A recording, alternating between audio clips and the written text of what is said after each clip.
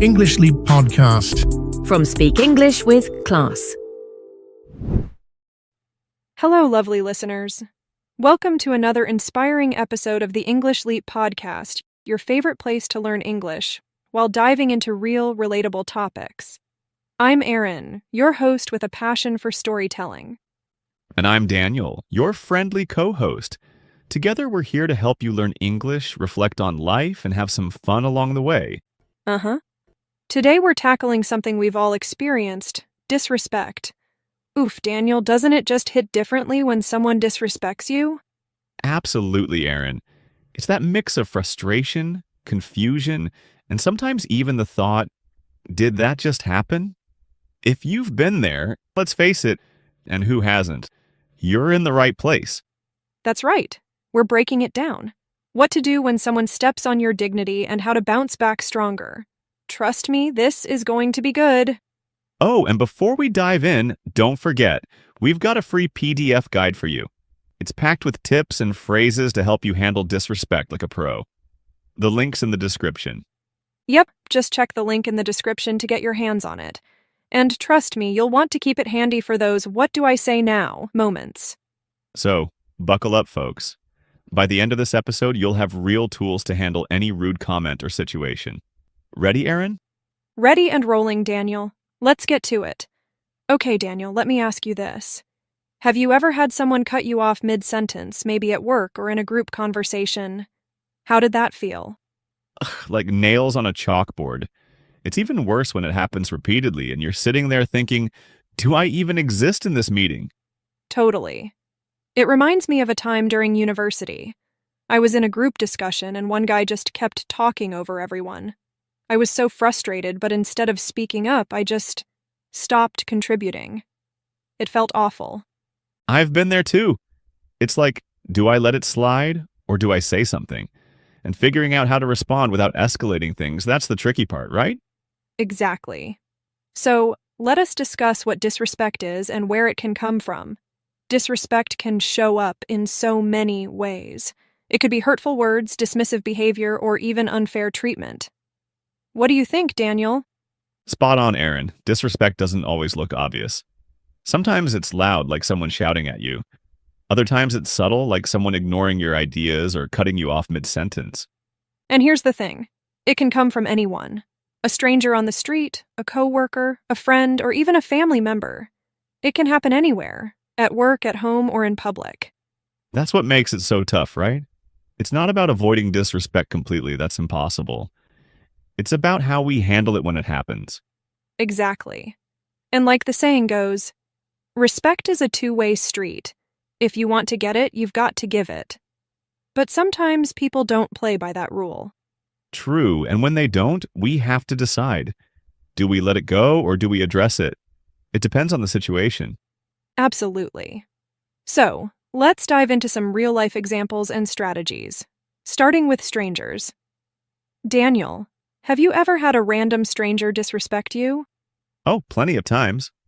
Once I was in line for coffee and someone just cut in front of me like I wasn't even there. It caught me off guard and I froze. Ugh, that's so frustrating. You're standing there, minding your business, and boom, they just break the unspoken rules of basic respect. Exactly. I felt the anger bubbling up, but I reminded myself, don't react in the heat of the moment. So I took a deep breath and calmly said, "Excuse me, I believe I was next." They looked embarrassed and moved back. Smart move. Staying calm is key. When you lose your cool, you give them control over your emotions. Deep breaths can do wonders. And sometimes it's worth asking, why are they acting this way? Maybe they're having a bad day or they're in a rush. Empathy helps you let go of that initial anger. Like Michelle Obama said, when they go low, we go high. Responding with grace doesn't mean letting them walk over you. It means protecting your peace. Exactly. And here's a quick tip for our listeners. Practice saying polite but firm responses like, "Excuse me, can you wait your turn?" It's a simple way to handle these situations without escalating. Now let's talk about something tougher. Disrespect from people close to us. Daniel, what's your take on this? It's tricky, Erin. When it's someone you care about, it hits deeper. I had a friend who used to dismiss my ideas as too simple whenever we worked on projects. It made me doubt myself. That's rough. What did you do? At first, I stayed quiet, but it kept happening, so I finally said, "Hey, I feel dismissed when you say that. Can we discuss ideas without putting each other down?" They were surprised but appreciated the honesty. That's a great example of being assertive. It's not about attacking the person. It's about expressing how their behavior affects you. That's how boundaries are built. Exactly. And if the behavior doesn't change, it's okay to reevaluate the relationship. Like Confucius said, respect yourself and others will respect you. Well said. Remember, listeners, you deserve respect in all your relationships.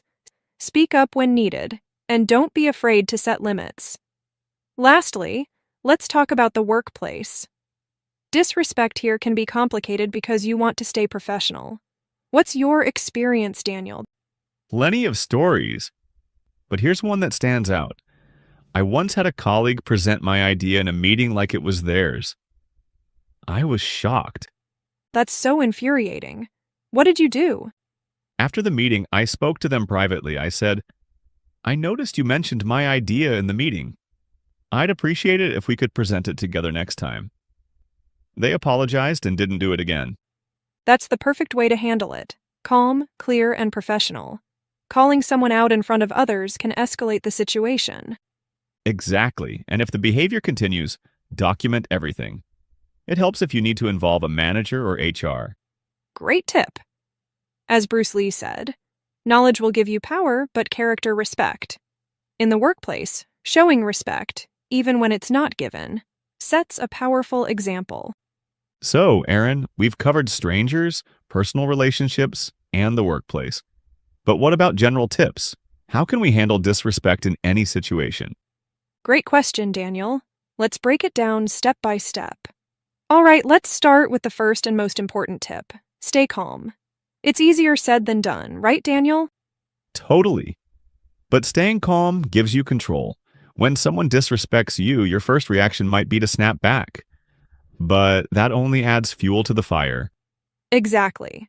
Taking deep breaths or counting to 10 can help you pause before reacting. It's simple but powerful. And let's not forget, silence can be golden. Sometimes not reacting at all sends the strongest message. Absolutely. Tip 2. Choose your battles. Not every situation deserves your energy. That's so true. For example, if it's a stranger being rude, it might be better to just let it go. Save your energy for what really matters. Exactly. Now, tip 3. Be assertive, not aggressive. If you do decide to address the disrespect, speak with confidence but keep your tone calm. Here's a great phrase to use. "I felt disrespected when you said that. Can we talk about it?" It's direct but doesn't escalate the situation. Perfect. And finally, tip 4. Lead by example. Show respect, even when you don't receive it. It's hard, but it speaks volumes about your character. Like someone wisely said, treat others with respect, not because they deserve it, but because you do. That's a game changer. Beautifully put, Daniel. When you stay respectful, you set the tone for how you want to be treated. All right, Daniel, that was such a deep and practical discussion. I hope our listeners are feeling more confident about handling disrespect now. Absolutely, Aaron. And speaking of confidence, understanding the right words and phrases can make all the difference when responding to tricky situations. That's so true. And that's why we've got our vocabulary expert, Charlotte, here to help us break down some of the key words and phrases from today's conversation. Charlotte has a knack for explaining things simply and giving examples you can actually use in your daily life. Charlotte, over to you. Thanks, Daniel and Aaron. Hi, everyone. Let's dive into some of the important vocabulary we've covered today and how you can use it confidently. Ready to expand your word bank? Dismissive, meaning showing a lack of interest or respect for something. Example: the manager gave a dismissive wave when I tried to explain my point. Assertive, meaning being confident and direct in expressing yourself while respecting others. Example: she was assertive in the meeting, making sure her ideas were heard without interrupting others. Escalate, meaning to make a situation more intense or serious. Example, he chose not to escalate the argument and walked away instead. Subtle, meaning not obvious, hard to notice at first. Example, there was a subtle change in her tone when she talked about the issue. Empathy, meaning the ability to understand and share the feelings of another person. Example, showing empathy can help resolve conflicts more peacefully. Boundaries, meaning limits that a person sets to define what is acceptable behavior from others. Example, setting clear boundaries in friendships helps maintain mutual respect. Professional, meaning acting in a way that is appropriate and respectful in a work environment. Example, he remained professional even when the client was being difficult. Handle, meaning to deal with or manage a situation. Example, she handled the criticism with grace and moved forward with her work. Golden, meaning excellent or highly valuable. Example, your advice was golden. It saved me a lot of time on this project. Game changer, meaning something that significantly changes a situation or how things are done. Example, learning English idioms was a game changer for improving my fluency. That's it for today's vocabulary. Try using these words in your conversations. They're simple but impactful. Back to you, Aaron and Daniel.